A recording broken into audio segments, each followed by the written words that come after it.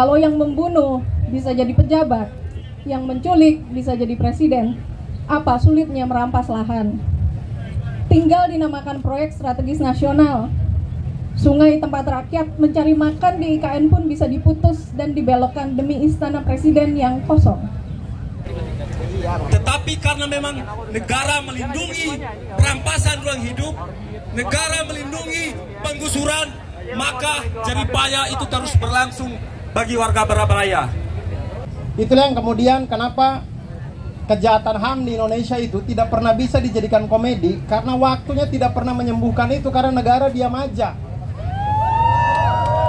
Tentang anak muda, tentang kalian, tentang semua masyarakat dan warga yang rindu akan keadilan.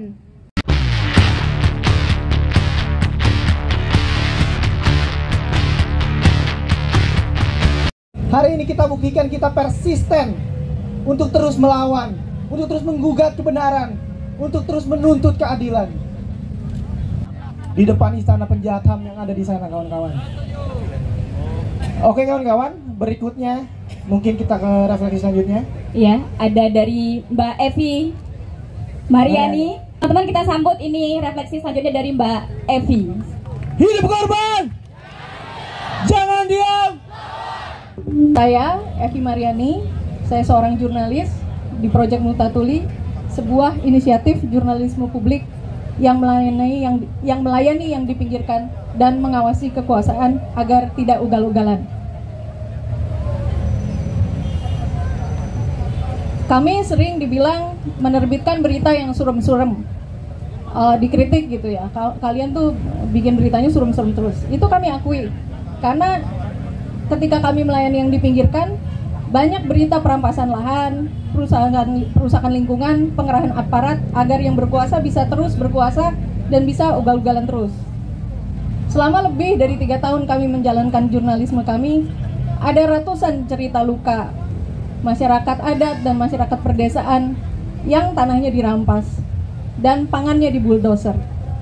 Lulusan sekolah menengah yang sulit cari kerja, mahasiswa generasi sandwich yang ngos-ngosan bayar uang kuliah, nelayan yang lautnya dikotori tambang, anak-anak yang dilecehkan sementara pelakunya bisa bebas tanpa merasa bersalah, perempuan yang diperkosa, buruh yang dijebak sistem kemitraan, anak muda yang disuruh jadi generasi emas, tapi ketimpangannya malah bikin mereka cemas, penyandang disabilitas termasuk teman netra, teman tuli, yang dipikirkan pemerintah saja tidak.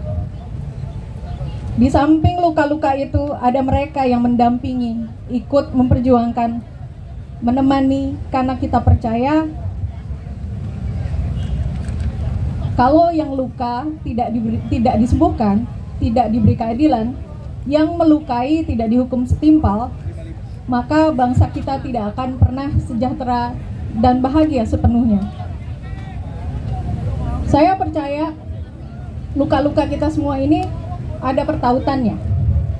Ini luka yang timbul karena yang berkuasa bisa seenaknya tanpa ada yang bisa mengingatkan dan menghentikan mereka. Kalau yang membunuh bisa jadi pejabat, yang menculik bisa jadi presiden, apa sulitnya merampas lahan? Tinggal dinamakan proyek strategis nasional. Sungai tempat rakyat mencari makan di IKN pun bisa diputus dan dibelokkan demi istana presiden yang kosong. Jika yang berkuasa bisa melakukan apa saja tanpa ada hukuman atau pertanggungjawaban, buat apa mereka mendengarkan rakyat?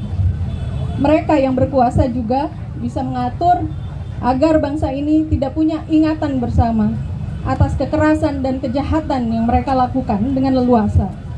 Mereka bisa mengarang cerita baru agar generasi yang tidak mengalami tidak pernah dengar cerita-cerita suram. Toxic positivity untuk generasi emas mungkin. Maka hari ini saya ingin sekali lagi mengucapkan selamat pada teman-teman Kamisan atas pencapaian teman-teman, atas kerja teman-teman merawat ingatan bersama, atas kejahatan-kejahatan yang tak pernah dihukum, korban yang tak pernah mendapatkan keadilan. Untuk menutup, saya akan mengutip beberapa kalimat dari lagu yang dibawakan oleh grup musik namanya Majelis Lidah Berduri. Di jalan tertulis jejak luka. Pemerintah tak bisa membacanya. Bu Sumarsi, Pak Bejo, Bu Maria Sanu, ajarkanlah pada mereka bagaimana caranya mengeja. Pak Akipendi, Pak Widodo, Mas Hardingga, ajarkanlah pada mereka bagaimana caranya mengeja. Mbak Suciwati, ajarkanlah pada mereka bagaimana caranya mengeja. Sudah 18 tahun teman-teman Kamisan mengajarkan pada pemerintah bagaimana caranya mengeja luka-luka kita. Jika pemerintah bebal, bahkan makin bebal, biarkanlah, karena ada banyak dan semakin banyak rakyat yang bersama Kamisan telah belajar mengeja. Hidup korban, jangan diam, lawan. Selanjutnya, Boleh kita ke refleksi selanjutnya, betul. yang mungkin kawan-kawan sudah tidak asing. Kalau kawan-kawan lihat di seliuran di sosmed dan sebagainya macamnya tentunya. Kawan-kawan, mari kita sambut dengan tepuk tangan tentunya refleksi selanjutnya dari Kak. Abdur Arsyad. Ya.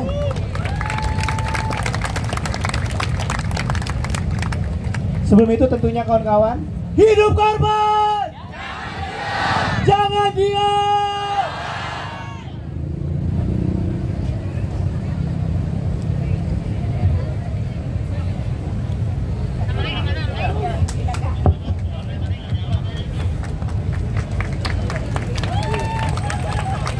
Hai teman-teman semuanya. Bismillahirrahmanirrahim. Assalamualaikum warahmatullahi wabarakatuh. Selamat sore teman-teman semuanya. Hidup korban, jangan diam. Terima kasih banyak buat semangatnya teman-teman semuanya, para aksi Kamisan yang sudah berkumpul di 18 tahun aksi Kamisan. Saya dari tadi duduk, kemudian saya berpikir kayaknya untuk sebuah kejahatan tuh harusnya tidak harus selama ini sih. Bayangkan teman-teman, kita semua berangkat dari rumah kita, dari kos-kosan kita, dari tempat kerja kita, berkumpul di tempat sini karena ada suatu kejahatan yang terjadi, dan 18 tahun kita berkumpul untuk menuntut keadilan. Tai emang itu orang-orang emang. Tai sih, emang tai sih. Bahkan akan lebih panjang lagi kalau kita hitung dari sejak terjadinya kejahatan tersebut gitu. 2007 kejahatannya bisa terjadi lebih duluan daripada tahun 2007. Jadi begitu lamanya negara ini membiarkan kejahatan itu tidak menemukan keadilannya. Dan saya agak susah juga bicara, diminta 10 menit tapi tidak ada titik tawanya, saya agak tidak terbiasa ya teman-teman ya. Tapi kemudian saya berpikir, komedi itu teman-teman, kami itu berpikir belajar dari komedi itu terjadi karena tragedi plus time. Sesuatu terjadi, kemudian waktu menyembuhkan, kemudian dia bisa diolah menjadi komedi. Itulah yang kemudian kenapa kejahatan HAM di Indonesia itu tidak pernah bisa dijadikan komedi, karena waktunya tidak pernah menyembuhkan itu, karena negara diam aja. Kita tuh kayak dikasih luka, kemudian lukanya itu dibiarkan saja gitu, membusuk, nanah, kering, membusuk lagi, nanah lagi, begitu saja terus. Makanya dia tidak akan pernah bisa jadi komedi, karena dia kapanpun kita bicarakan dia masih luka gitu. Orang-orang masih merasakan itu. Bahkan teman-teman yang hadir di sini, bahkan tadi saya lihat ada teman kita ada yang masih seragam SMA datang. Mungkin anak SMA sekarang lahir tahun berapa ya? Kayak 2010 di atas deh. Di atas 2010 deh. Oh 2008 baru lahir. Artinya kalau lukanya itu masih bisa dirasakan sampai anak yang lahir 2008 aja bisa merasakan, maka ini tidak akan pernah dia sembuh untuk jadi komedi selama negara diam-diam saja gitu. Mudah-mudahan 18 tahun kita berkumpul di sini ada titik terang. Yang saya sejujurnya pesimis teman-teman, tapi kita tidak boleh ya. Kita harus tetap optimis, mudah-mudahan memang ada jalan terangnya. Karena Menteri HAM-nya itu orang timur teman-teman ya. Menteri, awal mula saya kayaknya optimis, wah menteri yang orang timur nih, kayaknya bakal jago, ternyata sama saja. Ya itulah, mungkin terlalu lama bergaul dengan Muhammad Al-Katiri itu. Kalau begitu. Baiklah teman-teman semuanya, terima kasih banyak teman-teman yang sudah hadir di sini. Mudah-mudahan aman semuanya, pulangnya juga semuanya aman-aman saja sampai di rumah. Kemudian saya tahu kenapa kita semua masih bisa berada di sini teman-teman, karena walaupun memang mungkin banyak dari kita mungkin bukan bagian dari korban, mungkin bukan bagian dari keluarga korban, tapi kita tahu rasanya itu. Kita tahu rasanya kalau bapak kita, ibu kita, adik kita, kakak kita, anak kita kemudian dibunuh sama negara tuh, kita tahu rasanya itu. Tidak perlu sampai untuk berada di posisi untuk merasakan itu. Makanya ketika manusia-manusia yang 18 tahun aksi kamisan ada tapi mereka tetap diam, itu saya bingung aja, itu bukan manusia sih kayaknya. Emang kita ini sudah lagi melakukan aksi untuk membobol hati-hati yang memang baja semua gitu, susah gitu. Tapi mudah-mudahan ada titik terangnya sampai ke depannya teman-teman. Terima kasih banyak untuk teman-teman yang terus semangat untuk berkumpul di sini. Saya Abdul Arsa, terima kasih banyak. Hidup korban, jangan diam, jangan diam, lawan. Terima kasih banyak. Wassalamualaikum warahmatullahi wabarakatuh. Mafia tanah itu tidak bisa berdiri dan berjuang tanpa dukungan, tanpa bersekongkol dengan alat-alat negara yang besar, yang bernama majelis hakim, yang bernama pengadilan, yang bernama polisi, TNI, kawan-kawan. Selama 8 tahun proses ancaman intimidasi di warga Barabaraya selalu melibatkan polisi dan TNI, kawan-kawan. Apalagi kampung Barabaraya itu adalah sebelumnya adalah asrama Kodam TNI.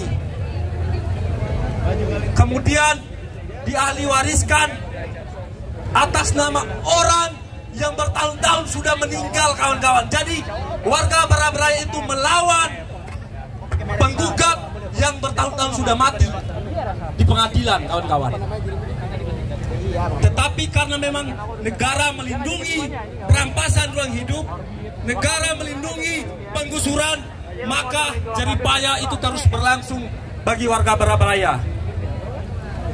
Dan bulan ini isunya warga yang punya rumah akan digusur dan diusir dari tanah kelahirannya, dari tanah di mana mereka dibesarkan, mengais nafkah dan lain-lain. Menurut negara, tanah adalah sumber daya. Menurut negara, tanah hanyalah sumber daya. Tapi tanah bagi warga adalah sumber kehidupan, di mana harapan, cita-cita itu dibangun selama berpuluh-puluh tahun, kawan-kawan.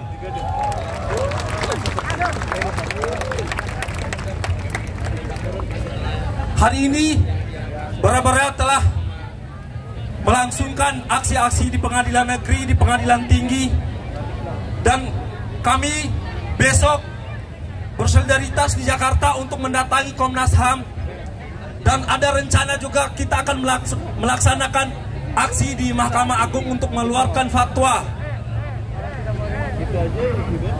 Mungkin kawan-kawan bisa bersolidaritas, bisa bersama. Bukan karena moralitas kita yang teruji, kawan-kawan. Bukan moral kita yang teruji. Karena kita sadar betul bahwa penindasan, pengisapan di negeri ini itu terjadi karena pengisapan sistem kapitalisme yang hari ini negara masih menghambat pada itu, kawan-kawan. Betul nggak, kawan-kawan? Maka harapannya lewat momentum aksi kamisan ini, saya mewakili suara dari Kampung Miskin Kota di Makassar, mengajak kawan-kawan untuk bersolidaritas, menyerukan, mengkampanyekan di media sosial kawan-kawan, di kanal-kanal media kawan-kawan untuk menyuarakan, meneruskan kampanye-kampanye perjuangan warga Barabaraya. Karena itu adalah bukti konkret bahwa kita bersama rakyat tertindas di Indonesia, kawan-kawan. Mungkin itu,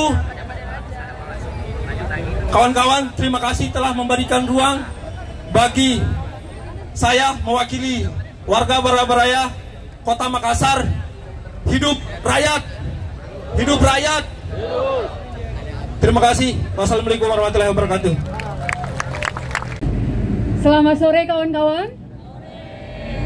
Hidup korban.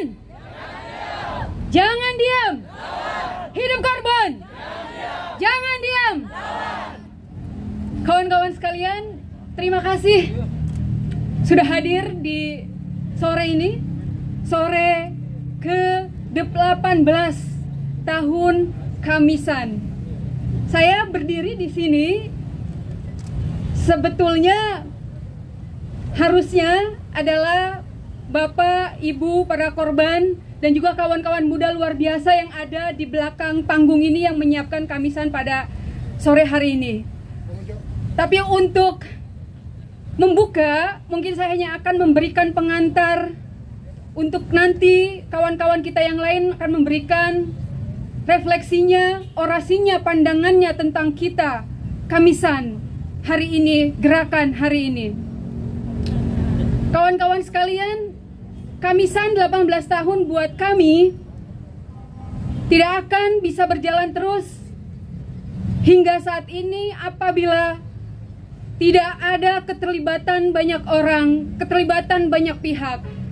Dan bagi kami, 18 tahun Kamisan jelas menunjukkan bahwa Kamisan bisa terus berlangsung karena Kamisan telah menjadi gerakan kolektif kita semua. Terima kasih untuk semua kawan-kawan yang hadir di sini.